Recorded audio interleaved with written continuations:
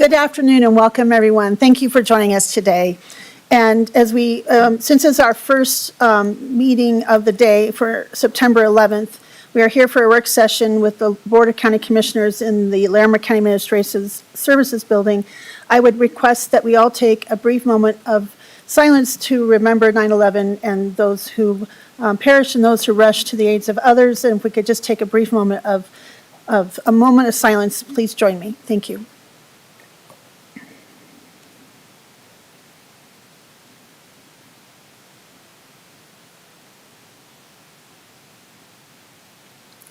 Thank you all for indulging me with a moment of silence. This morning I had breakfast with a group of firefighters, and then also the board was at the groundbreaking for the Fort Collins 9/11 Memorial at Spring Park, and that was a very moving opportunity. So I just thought it was appropriate for us to take a moment.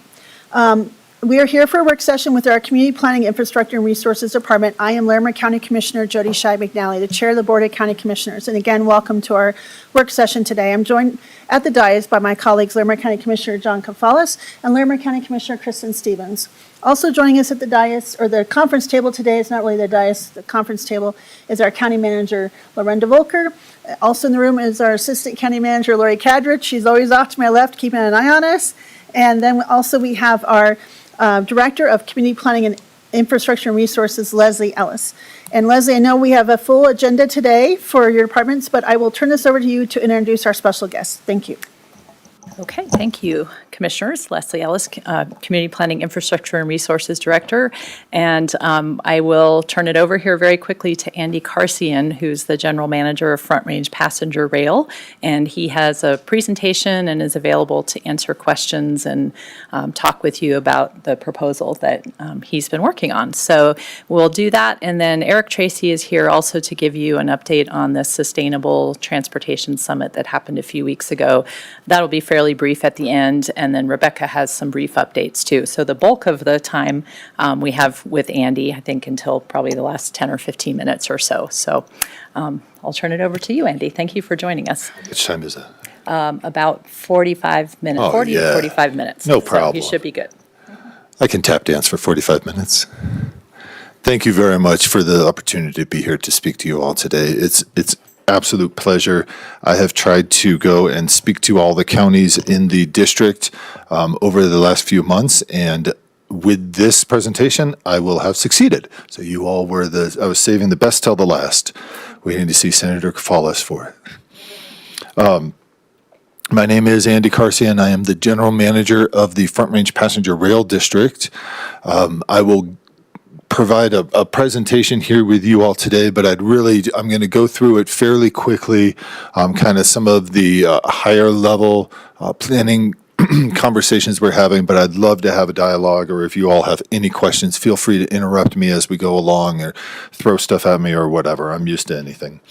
So I'll start off just with the things that you all already know with the major issues now, and the reason for a passenger rail conversation moving forward is, as you can see on the screen, right, major issues of congestion, safety, and reliability on I-25.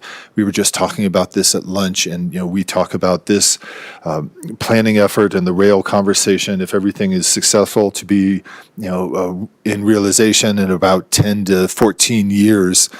And that sounds like a long time, but when we think about where we were 10 years ago now, and then where we will be 10 years from today, you can see that stat on the right, where from 20 to 2050, an additional 3 million people are coming, and we don't have that capacity on I-25, and we don't have the ability to necessarily build an interstate system in order to keep up with the population. So that's a big factor, and why we're having this conversation for today is to augment the existing systems we have, not only the transportation systems, but more importantly, the transit systems, and to build a new option and opportunity for a holistic transit planning system within this region, which does stretch across the Front Range.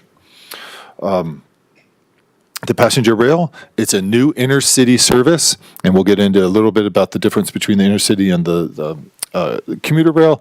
But the initial service, we're looking at Pueblo through Denver. and north to Fort Collins with some stops along the way. Long-term vision, of course, is connecting, through interstate, getting up into Cheyenne and moving on down into New Mexico.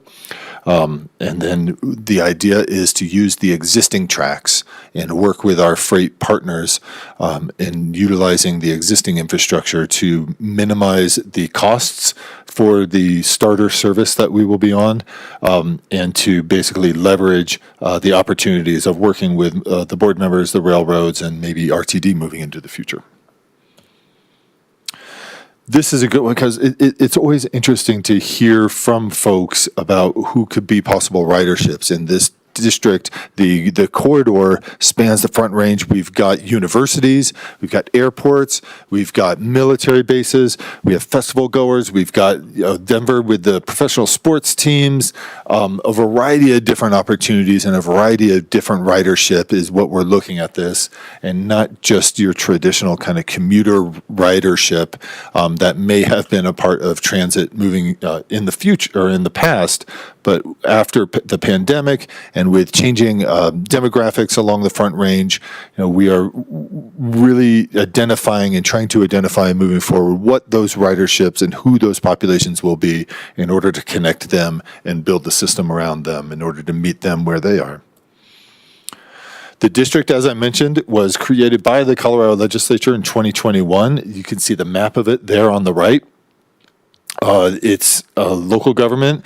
Per the statute, it says that our purpose is to finance, design, construct, operate a passenger rail service along the Front Range. Right now, we are in the first parts. We're not even in the finance part yet. We're in the pre-finance parts. We're in the planning parts right now. But following voter approval, we do have that ability to ask the voters to go to help fund this moving into the future, and I'll speak to that in a bit. That would involve a ballot measure, obviously, and then working with local communities to develop train stations, and that's of interest here in Fort Collins, and I can speak to that also as we go along. My board of directors, it's a very interesting board. It's a wonderful board.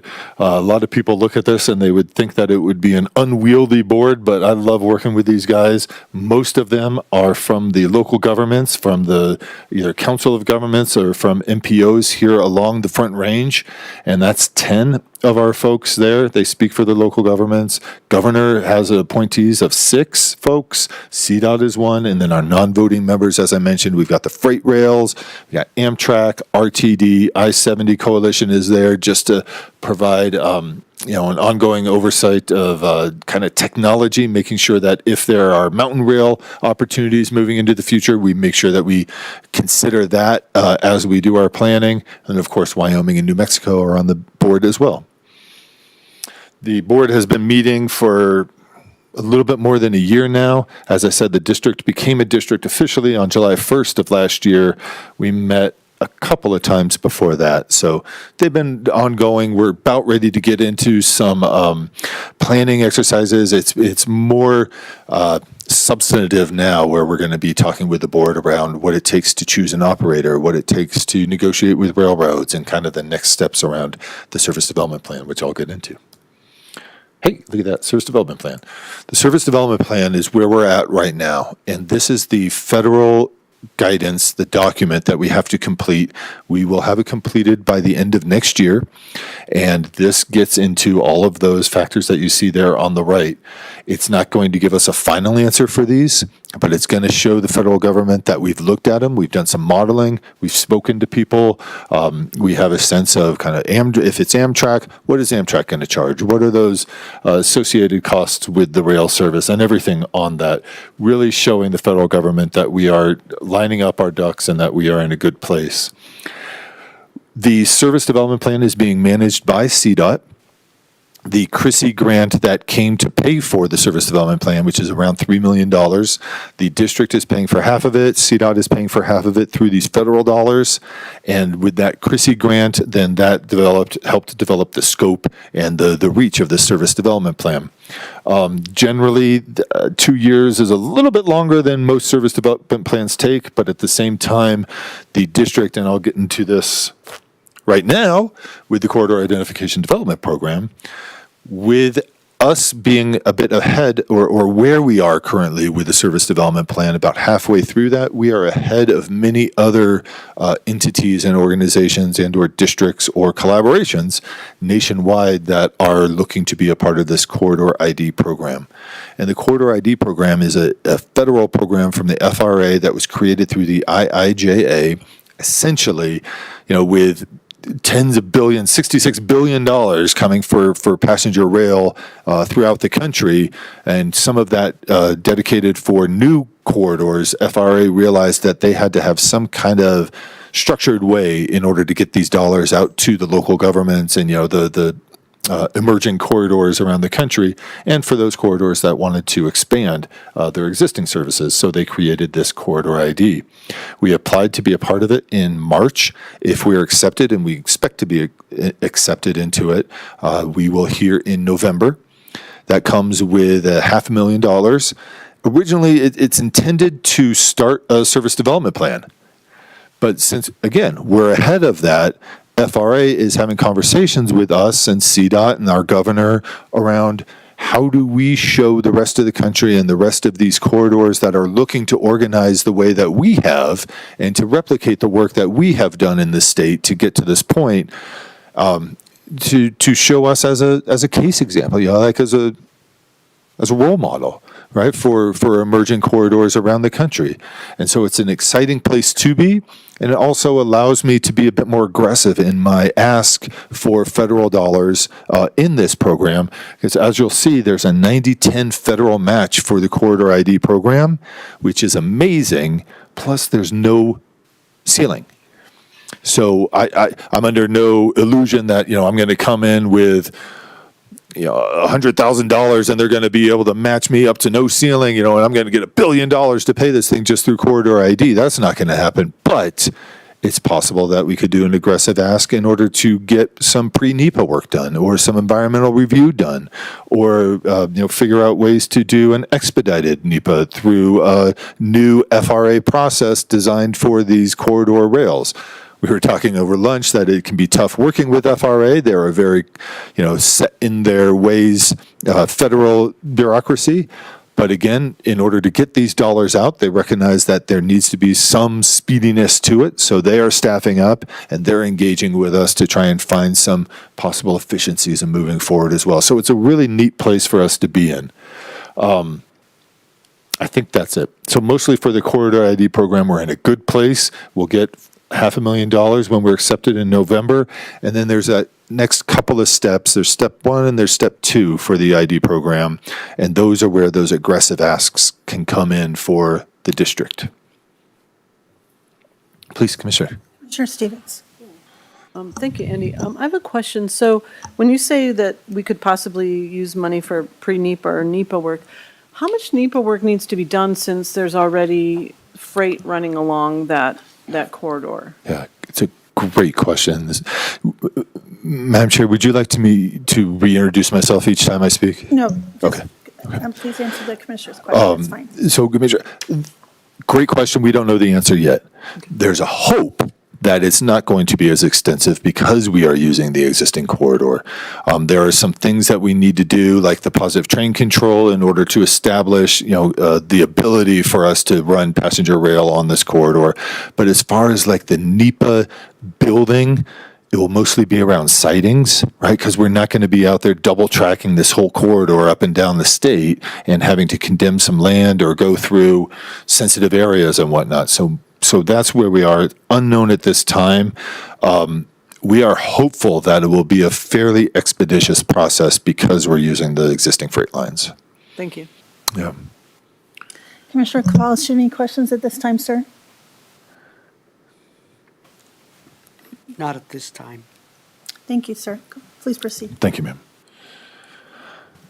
This slide is just pretty much what I was just saying, right? It's a once in a lifetime opportunity. The 15 years of planning, the district being established really signals to the federal government that the state is behind this. It's not just a joint operation agreement upon local governments that some other states have relied upon. This is a special district that was created by the legislature overwhelmingly that has very similar powers to the Department of Transportation. And so it was a clear message to folks that they want the district to stand up a passenger rail opportunity. As I mentioned, strong state support, and of course, those fundings that are coming through the IIJA. This is a big part of where we are right now with partnerships and local coordination. As you can imagine, something of this size takes a lot of partnerships, a lot of local coordination. The district cannot do this by ourselves. It takes financial support, public support, station planning, and station improvement districts, which I haven't even mentioned yet. Multimodal connectivity is what we were talking about before with that holistic look of integrating transit systems, and then all of the planning and design and engineering implementation, and all of those folks underneath are folks I am talking to these days to try and develop a common framework around what this could look like and how we can move it forward and how much it will cost.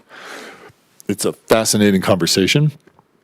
It is not a quick conversation, which is why we generally feel like the ballot measure will be coming in about 3 years. We generally are thinking about 2026.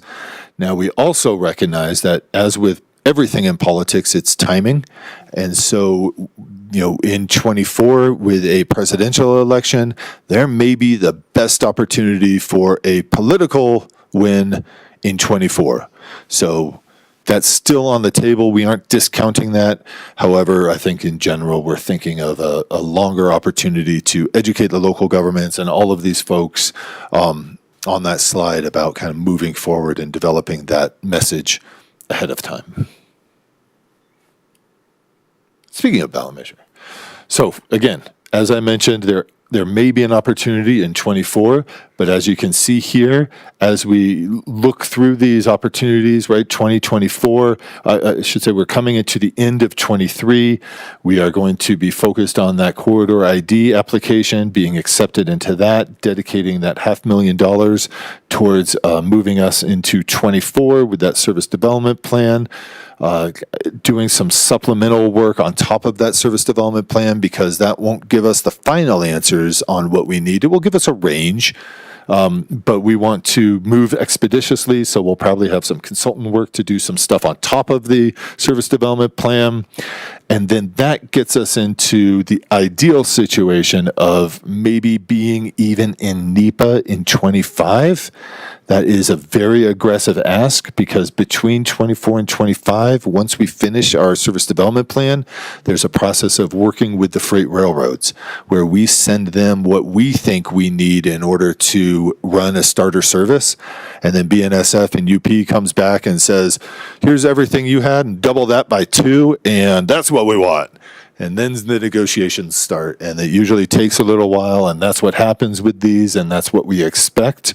And it's normal. I don't say that in a discouraging way, right? We are asking to, basically operate on a private rail that we need access to in order to make this happen. And so we need their permission, and we need to make sure that we don't interfere with their freight rail service currently. Luckily for us, that freight rail service has been decreasing over the years. And so sometimes some of the opportunities that arise with with passenger rail on freight lines is a bit more appealing maybe these days than it has been in the past. That's what we're hoping. And then, of course, moving into 2026 of a district ballot initiative, which would be a district-wide measure, not a statewide, but it would be on the county ballots, the 13 county ballots that make up the district. Please. When you talk about county ballots, are they all going to be separate county taxes on each ballot, or is this for the district to be one ballot question for the whole district on 50 different counties? You said 15 counties, I'm like 15 county ballots. So is it all together for one district, or are we all going to be running separate, or if potentially running all separate ballots? I'm going to do a short answer and then I'm going to do a complicated answer. So the short answer is district-wide. So we will have one question on a district-wide ballot that all 13 of the county clerks put on their ballots. Then we're also having conversations around, obviously, what that would look like. It's going to be an interesting ballot measure question because it's not going to be a simple one. As simple as it could be, it's still going to be complex. But then we're also talking about this idea of equity over time, equity in location within the district, which means if a Los Animas County on the southern part of the district, who isn't even part of the service development plan right now, is asked to approve a tax on something that they're not going to see even, a decade from now, that's a really difficult ask, and I feel like we're setting ourselves up for failure in that county. So is there an opportunity for us to not have them pay a sales tax until 5 years or until their service development plan is completed, or something along these lines to try and have a trigger and not just have citizens within the district paying for something that they're never going to see for a couple of decades, or that they didn't have any real opportunity through a service development plan to provide some info. Also in location, closer to the actual line and stations, should they pay more than other members of the district? That has some constitutional issues associated with that, but it's a fascinating conversation to have. And then it comes down to station improvement districts, which is a separate ballot initiative conversation that we can have with local governments that isn't district-wide, but we could have even on a municipal election or a county election for a station in Fort Collins, for example, that could create a station improvement district dedicated for a 2-mile area around the proposed station site to dedicate funding in order to build and design and operate and maintain a station. We're talking in those conversations with the local governments about revenue share back. So if we build a station and there's some revenue associated with that from a Starbucks or from a whatever coffee shop or a restaurant, then are there opportunities for that not only just to go into the maintenance and operation of the rail station, but also to the local government where the station is? And so that's also part of that conversation, which all kind of fits into the ballot measure. And it's something that we want to be able to communicate to the district, ideally before we go to a ballot. All of that is to say it's also possible we just might have a ballot measure that says 0.03 sales tax across the board on the district. Okay, that's helpful. That is a little more complex. So, and if you are engaging in some of those local municipalities, you'll be engaging every member of the board or council and making sure everyone's up to kind of the full speed of all those details and things. Absolutely. Kind of what we are envisioning as some of the first steps for station planning efforts is we've got two parallel paths for stations. We got the technical engineering aspect of it. This is what you need to do in order to build an Amtrak station or a Hertog or whatever station. And then here's what we need to do on a community level for outreach and politics and financing and, figuring out, but also what existing improvement districts are in existence. I don't want to just overlay another station improvement district on top of a business improvement district or a downtown development authority or whatever it is. Can we utilize the existing infrastructure, political infrastructure that's in place? I would prefer that than coming in and developing a district. Or can we augment into it? These are the conversations that I'd really like to engage with the local governments, with everybody, just as you mentioned. Thank you for that answer. Thank you. Commissioner Kafas, I saw you kind of reach for your mic. Did you have a question? I'll wait till the end. I assume you have a few more slides. Oh, I'm still going. What?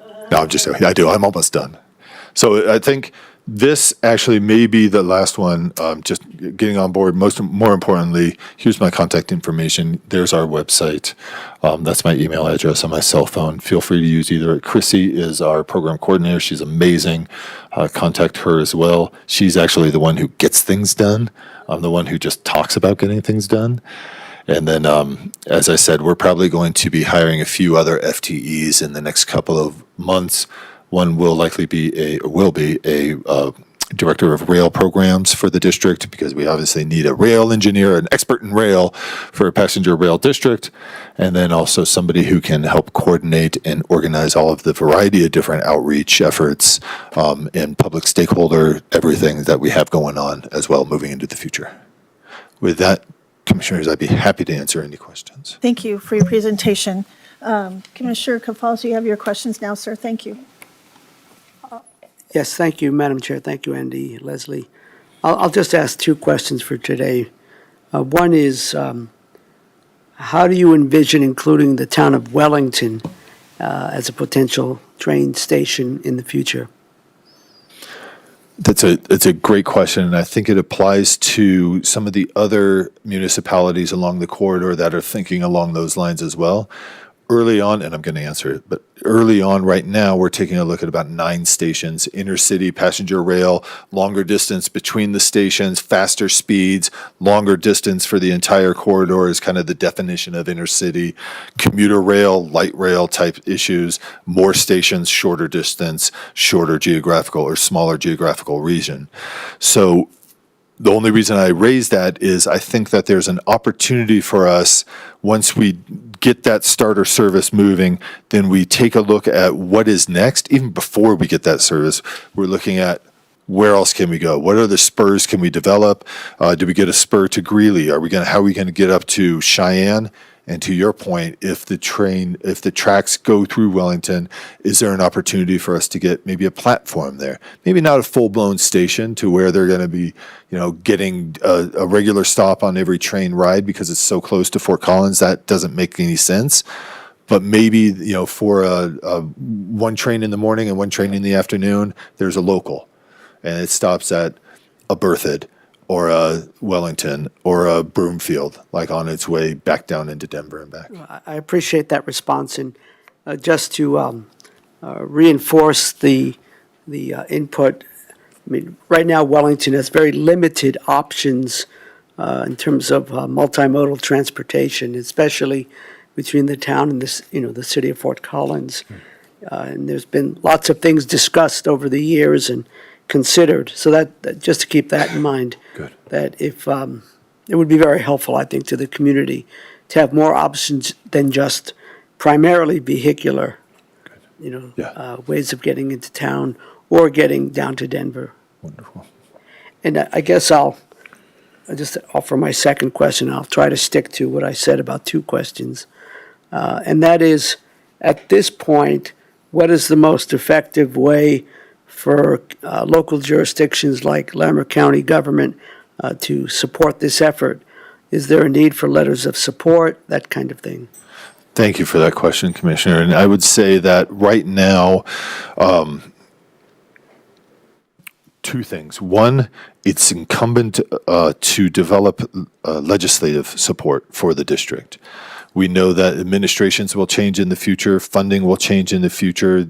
Our future is dynamic moving forward, but a constant that we need to see over the next decade is legislative support and understanding. So working with your legislators, whom I think are very supportive of this already. So that part's easy on you guys.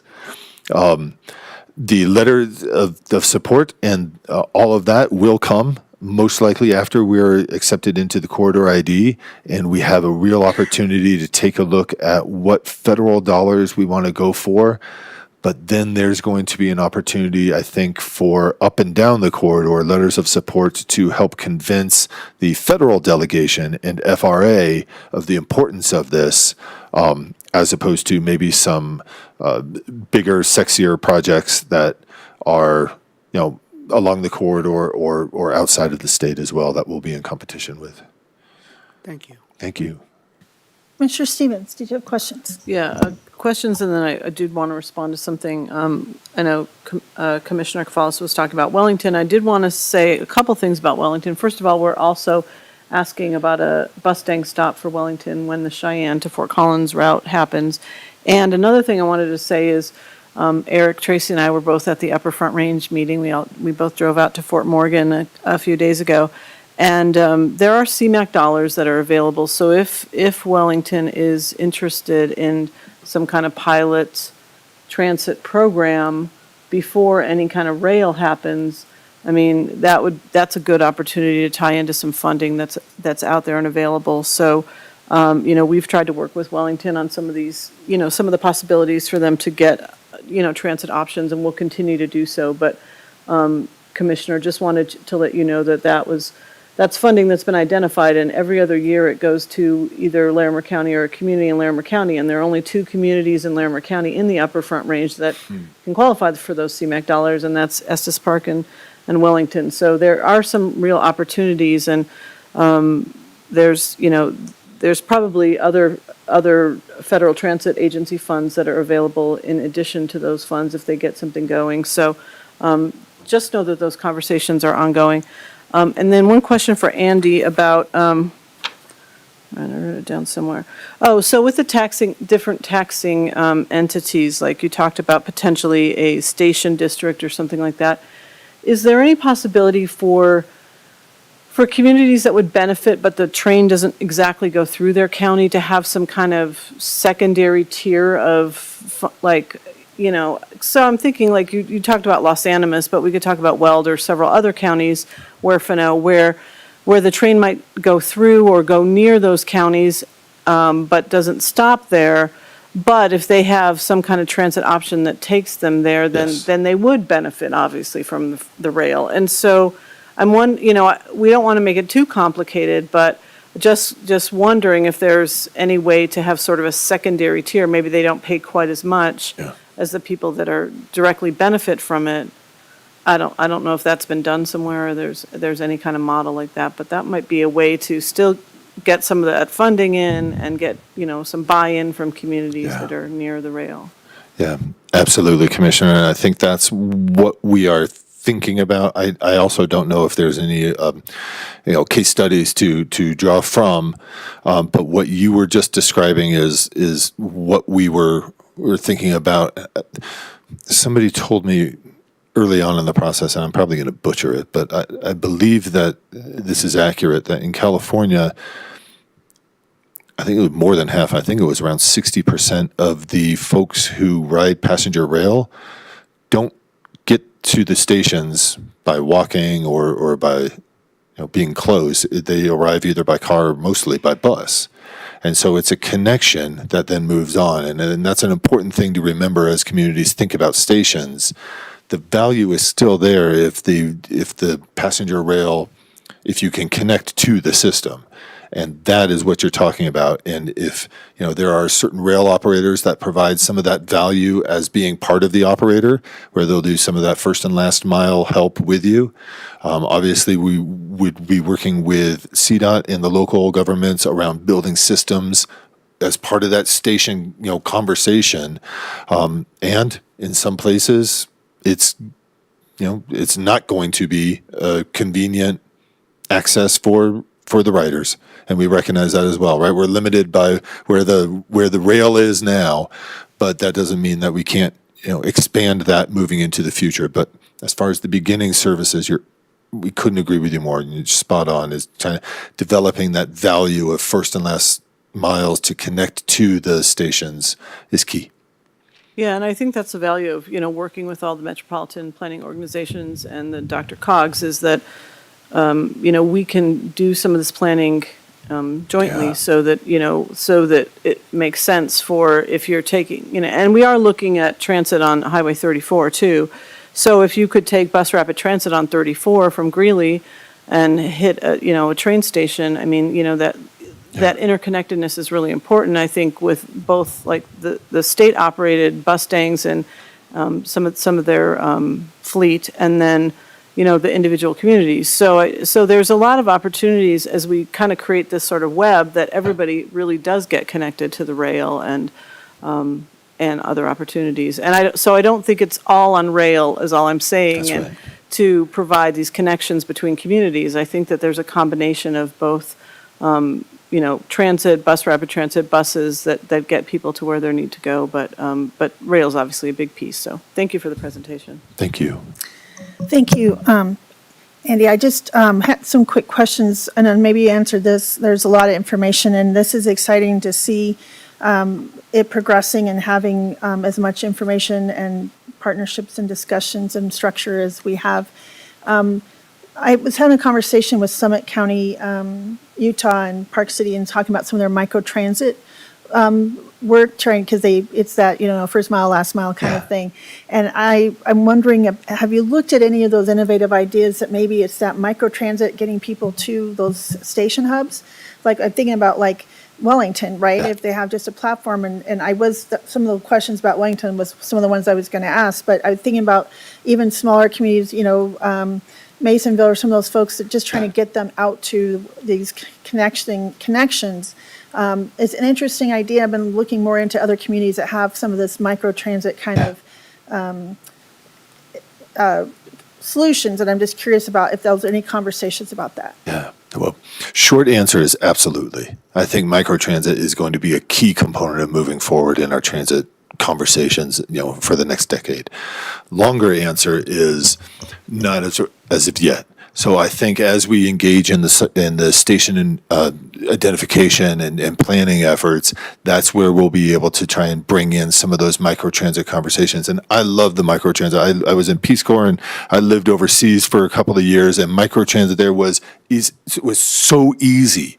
It was so easy just to get in a little minivan and get to where you need to be, and you don't have to wait for the whole bus, to go, and you're just able to get to your destination. And I never understood why we didn't have more flexibility for that in the States. Well, I do understand, but I would hope that we can, try to integrate some of that flexibility within the district. Well, I'm just thinking about some of the folks that live in unincorporated Lamar County like I do, right? And sometimes you have to drive all the way in to get to a bus station. Like I have to drive somewhere to get on maybe Transport or Mustang, and sometimes it would be nice, if you could have, get that microtransit and come back. And so I'm just some innovative thoughts I was thinking. Absolutely. And I really appreciate the conversation about how this looks like on the ballot. And I want to make sure, for my caution, is we have so many districts and URAs and DDAs and things are always diverting some of the property tax money from the county. So really want to, those add up over time. And when you have district after district after district laying on top of each other, it diverts a lot of funds overall. And so I think one thing I would always want is that anyone that has any kind of taxing authority, anything that's being touched, that entity, organization has, kind of a seat at the table and vote, like Yes. a real voice, not just to check the box, but like an engagement, because I think it's an investment by all communities, but if there's diverting the tax money to these districts or these sub-districts or whatever the term is, I think it's important that they get to have early on kind of that conversation and feel like their voices were heard, and it's not being something being done to them. Yeah. But some of these smaller communities and us as the county, I should say, feels like they're been asked and part of that process from the beginning. And that's just there's been a lot going on in the legislature. You know how that goes. And sometimes everyone's like, well, I would have liked to have been part of that conversation. So I just something I would encourage. And I know that's why you're here today, and kind of keep us up to speed. I know you've been at, CCI and other ones. I've heard your presentation, and every time it grows and gets more detailed, and we have learned more. And so that's really exciting. And I appreciate the really great presentation today. Any other questions today, colleagues? Lorena, did you have anything else you'd like to say, or Leslie, about this presentation? Okay, great. We appreciate you being here Thank you today. all very much. I really appreciate your time. It was a pleasure to be here. Thank Thank you. you.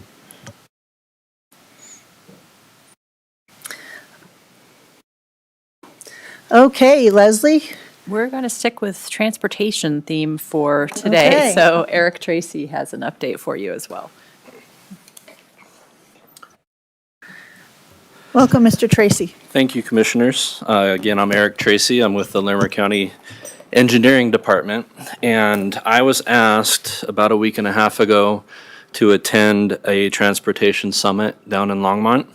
It was the Commuting Solutions 7th Sustainable Transportation Summit, and while I was there, they did have some extra packets, so you'll see that I gave each of you a packet from that summit. The Commuting Solutions is, and this is from their website, a service organization that advocates for multimodal improvements and funding in the Northwest Metro region.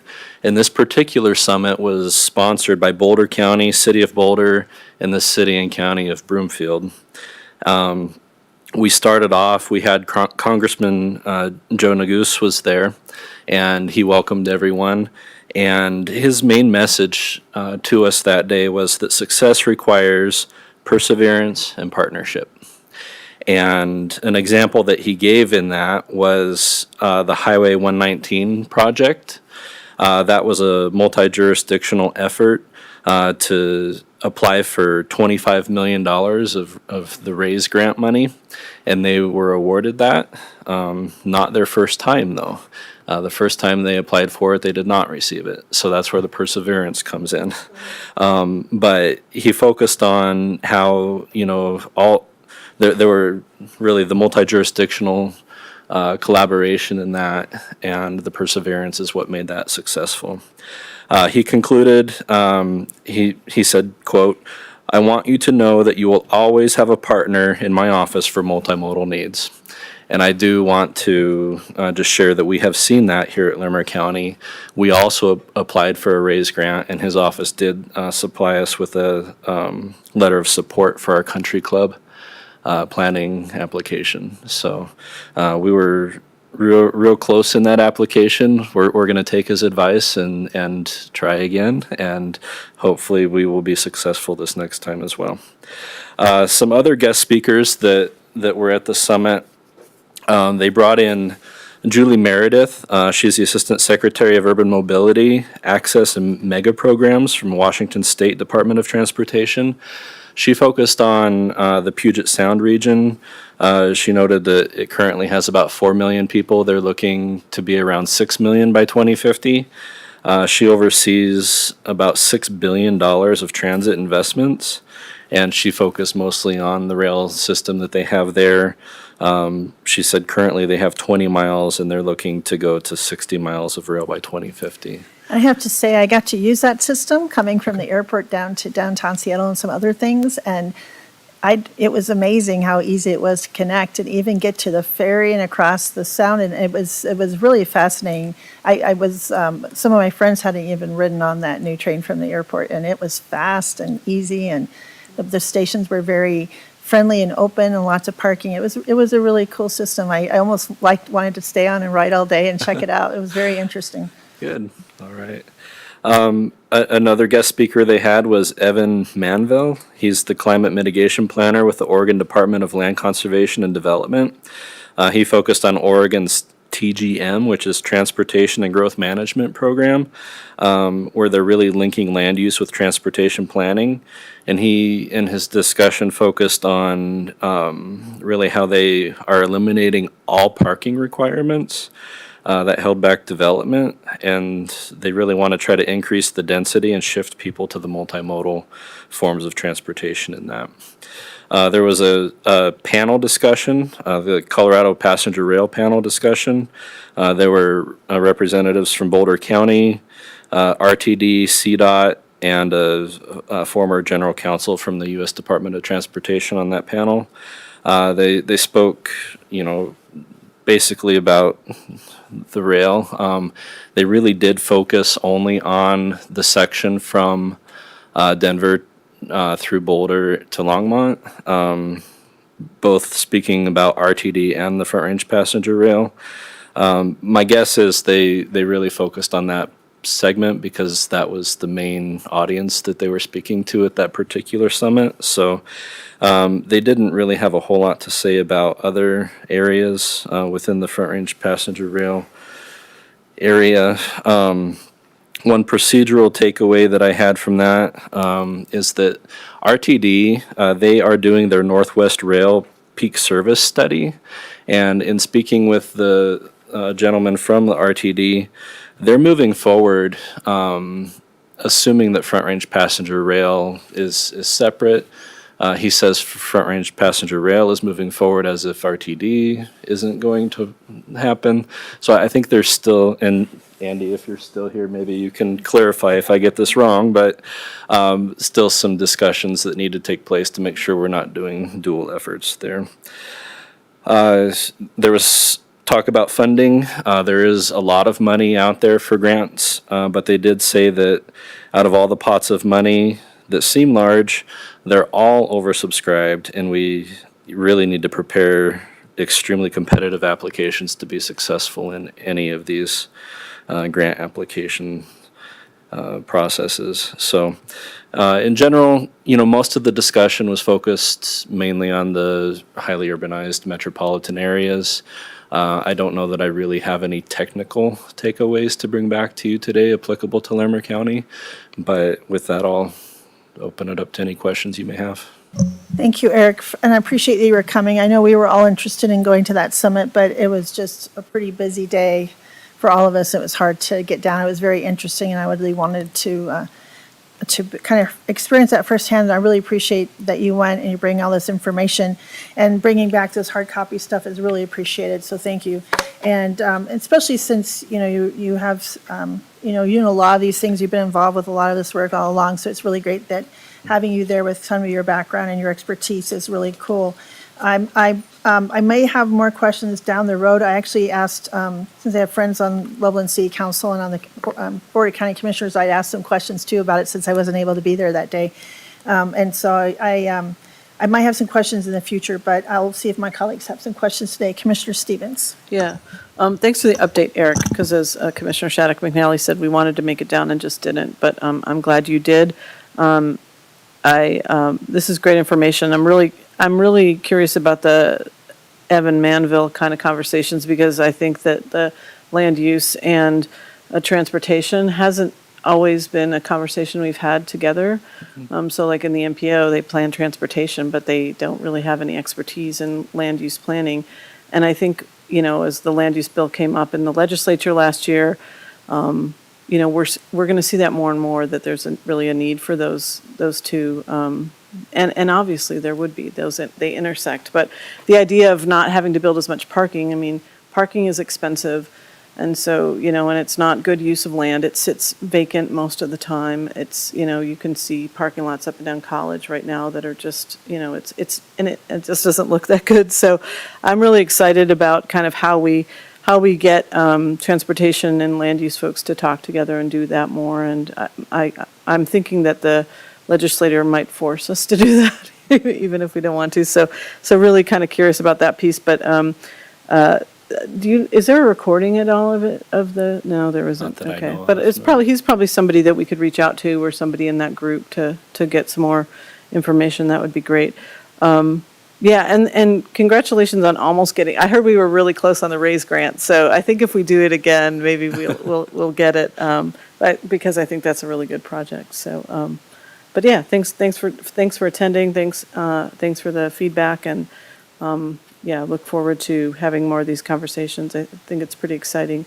There's not only just the intersection of that work, but as with reduction of greenhouse gas emissions, the ozone issues that we're having. There's so many reasons we need to do this work. Just, just getting people down to Denver in a way that's not frustrating and is important. But there's so many ancillary benefits that come from that. So thank you.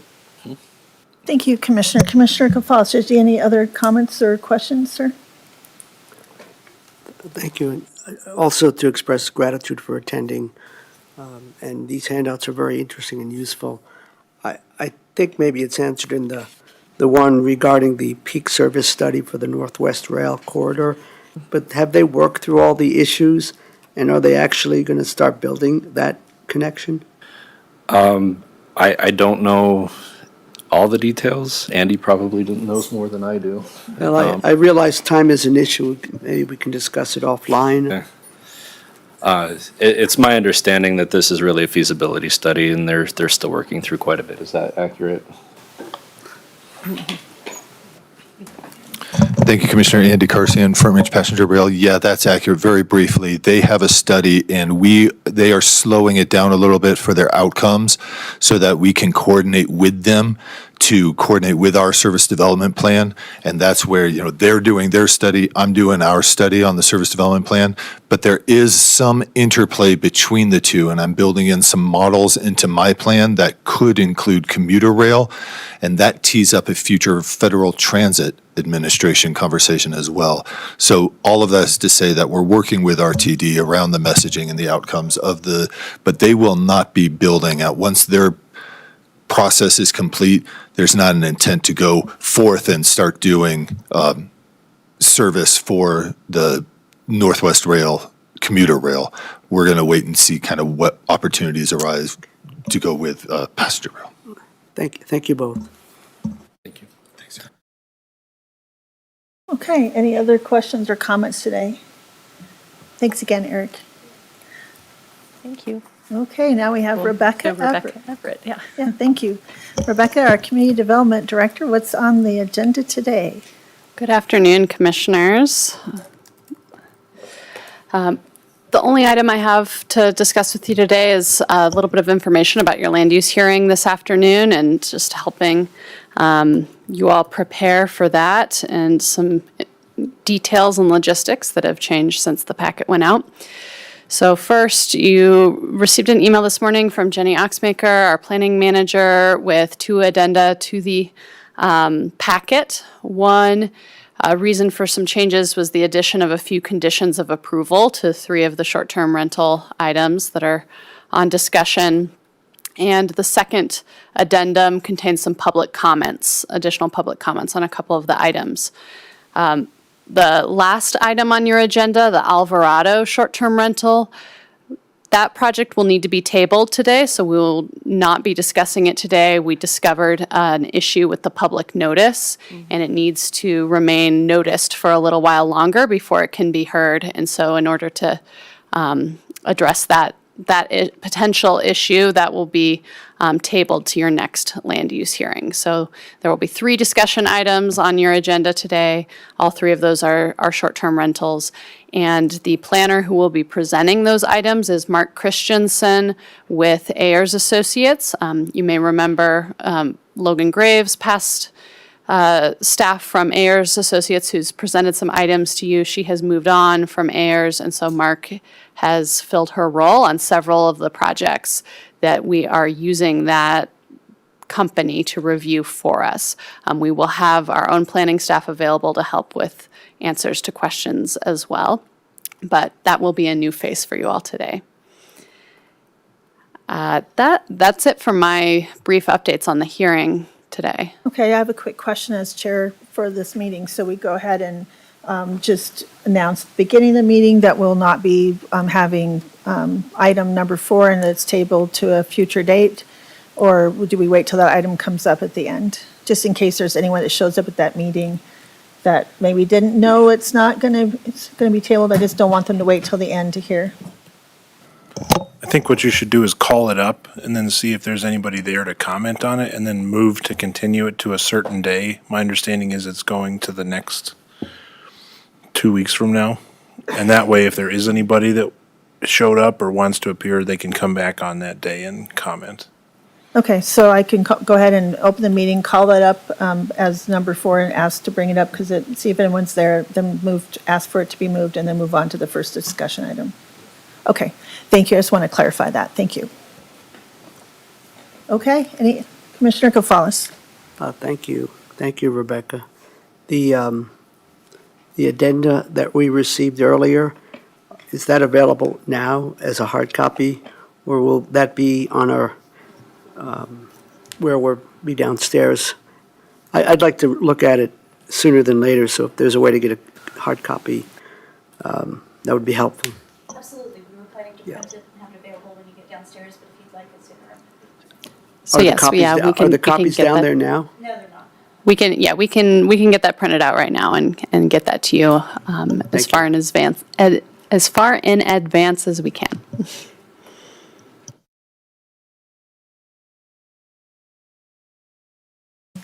Any other questions? Okay. Rebecca, thank you for that information. Leslie, do you have any updates for us? No, I don't. Excuse me, losing my voice. I do not. Okay, well, that's a lot for our agenda today, but I guess we have covered all the items of our agenda. So since we have nothing else to discuss today, at 2:24, we are adjourned. Thank you.